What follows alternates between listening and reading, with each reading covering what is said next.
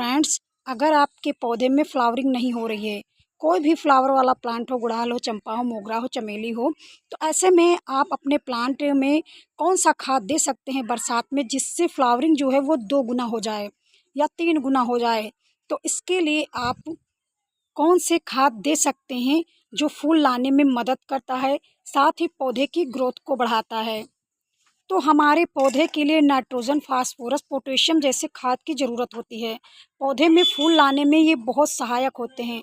इसीलिए हमें ऐसे खाद का चुनाव करना चाहिए जो भर भर के फूल ला सकें। तो इस एक चीज़ की मदद से आप बरसात के मौसम में 2 गुना फ्लावरिंग ले सकते हैं। यह है क्या चीज़ फ्रेंड, हम आपको बताएंगे। तो ऐसे में हमारे किचन में, ऐसे हमारे घरों में ऐसे कई चीज़ें होती हैं जिनका हम इस्तेमाल करके पौधे में फ्लावरिंग ला सकते हैं। ऐसे ही हम आपको एक ऑर्गेनिक तरीके से खाद बताएंगे जो पौधे में आपके ढेरों फूल लाएंगे। कोई भी अगर आप फ्लावर वाला प्लांट लगा रखे हैं, चंपा, गुड़हल, चमेली, मोगरा या फिर पोटोलुका, कृष्णा, किसी भी प्रकार का प्लांट हो और उसमें फ्लावरिंग नहीं आ रही है, तो ऐसे में आप उस फर्टिलाइज़र को दे सकते हैं। ये मेरा रन लिली का प्लांट था, मैंने इसकी प्रूनिंग कर दी है। तो इसमें क्या था, फूल खिल के चले गए थे, तो इसे इसीलिए कट कर दिया गया। तो ऐसे में आप ऐसा कौन सा खाद दे सकते हैं, तो इसके लिए आपको नाइट्रोजन, फास्फोरस, पोटेशियम से भरपूर खाद देना होगा। उससे पहले कुछ और भी चीज़ें होती हैं फ्रेंड्स, जिन्हें पौधे में ध्यान रखना बहुत ज़रूरी है। जैसे बरसात के मौसम में वैसे भी ज़्यादा खाद की ज़रूरत नहीं पड़ती। अगर आपके यहाँ ऑर्गेनिक तरीके से जो खाद होते हैं उन्हें दे सकते हैं। सबके यहाँ अक्सर केले आते हैं, केले के छिलके आते हैं, उनका भी इस्तेमाल अपने फ्लावर प्लांट में ज़रूर करें। ये देखिए फ्रेंड्स, ये है केले के छिलके। केले के छिलकों को आप ऐसे सुखा लेंगे और सुखाने के बाद इसे मिक्सी में इसे आपको पीस लेना है।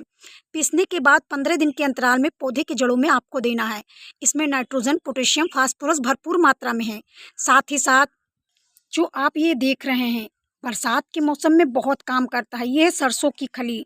सरसों की खली आप अपने पौधे की जड़ों में इस्तेमाल करें। आप इसे 2 तरह के कर सकते हैं, एक जड़ों में इस्तेमाल कर सकते हैं, दूसरा आप इसका लिक्विड फर्टिलाइज़र बना करके पौधे में डाल सकते हैं। इसे डालने से आपके पौधे में विकास होगा, तनों का विकास होगा, फूलों का विकास होगा। अगर आपके पौधे में फूल नहीं बन रहे हैं फ्रेंड्स, तो फूल भी बनेंगे। अगर आप फूल वाले या फ्रूट वाले भी कोई प्लांट लगा रखे हैं, तो बरसात के मौसम में इस खाद को आप दे सकते हैं। इससे आपके पौधे में फ्लावरिंग भी आएगी, फ्रूट नहीं बन रहे हैं तो फ्रूट भी बनेंगे।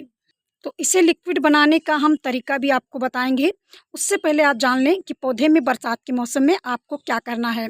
सबसे पहले जो भी बरसात के मौसम में बारिश होती है तो इसमें पानी भर जाता है, तो आपको ध्यान रखना है कि किसी भी गमले में आपके जल भराव नहीं होना चाहिए। अगर जल भर जाता है तो इसे आप नीचे निकाल दें। वैसे जिस भी पौधे में प्लांट लगा रहे हैं, जिस भी पॉट में, तो उसमें छेद ज़रूर होना चाहिए, जिससे जो बारिश हो तो जल बहकर निकल जाए।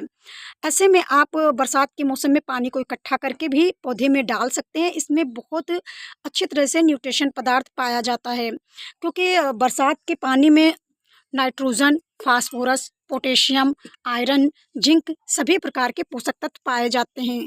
ये देखिए मेरे बरसात का ही पानी है, थोड़ा सा बचा हुआ है, मैं अपने प्लांट्स में देती हूँ। इसे देने से आपके पौधे में फ्लावरिंग अच्छी आती है।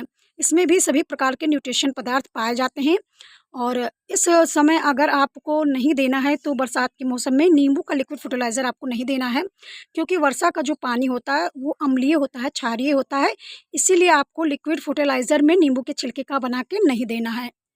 तीसरी चीज़ है कि अगर आपके पौधे में फूल आना बंद हो गए हैं तो पौधे की छटाई कर दें, यानी कट करते रहिए और वहीं से नई शाखाएँ निकलेंगी और फिर फ्लावरिंग के नए-नए ब्रांच निकलेंगे। तो ऐसे में आप पौधे की देखभाल करें। तो फ्रेंड्स, आपको जो सरसों की खली है कैसे लेनी है, आपको 1 लीटर पानी ले लेना है। यहाँ पे मैंने 1 लीटर जार लिया है और 1 लीटर पानी लिया है। उसमें मैं केवल 2 मुट्ठी सरसों की खली डाल रही हूँ, इस तरह से। अगर आपके यहाँ एप्सम सॉल्ट है तो उसका इस्तेमाल आप आधा चम्मच से कम करिएगा और इसे ऐसे 3-4 घंटे के लिए रख देंगे, जिससे ये अच्छी तरह से भीग कर फूल जाए। फूलने के बाद हम इसे सादे पानी से डाइल्यूट करेंगे। 1 लीटर हमने पानी लिया है तो कम से कम 5 भाग पानी लेंगे और जिस भी प्लांट में फ्लावर नहीं आ रहे हैं उस प्लांट में इसका इस्तेमाल करेंगे, या जिस भी प्लांट के पौधे की ग्रोथ रुक गई है तो उस पौधे के जड़ों में हम डाल देंगे। ऐसा करेंगे तो हमारे पौधे में फ्लावरिंग अच्छी आएगी। तो आप फ्रेंड्स ऐसे में सभी प्रकार के फ्लावर वाले प्लांट में इसका इस्तेमाल कर सकते हैं। और एक ऐसा चीज़ है जिसका आप इस्तेमाल कर सकते हैं, पुराना गोबर का खाद। अगर आपके पौधे में फ्लावरिंग नहीं आ रही तो गोबर खाद का भी इस्तेमाल कर सकते हैं, अगर आपके पास मस्टर्ड केक नहीं है, क्योंकि गोबर की खाद में भी ऐसे कई न्यूट्रिशन पदार्थ होते हैं जो आपके पौधे की ग्रोथ को बढ़ाते हैं। तो ऐसे में आप जब भी पुराना गोबर का खाद लें तो कम से कम 1 साल पुराना गोबर का खाद लें। अगर ताज़ा गोबर का खाद का लिक्विड फर्टिलाइज़र बनाना चाहते हैं तो जैविक खाद है पूरी ऑर्गेनिक तरीके से, तो इसका इस्तेमाल भी आप कर सकते हैं। मैं नेक्स्ट वीडियो में ताज़ा गोबर की खाद, जैविक खाद कैसे बनाया जाता है पूरी जानकारी लेकर आऊँगी। अगर आपको वीडियो फ्रेंड पसंद आया हो तो प्लीज़ ज़रूर लाइक करें, चैनल को सब्सक्राइब करें और मिलते हैं हम अगले वीडियो में। तब तक के लिए धन्यवाद।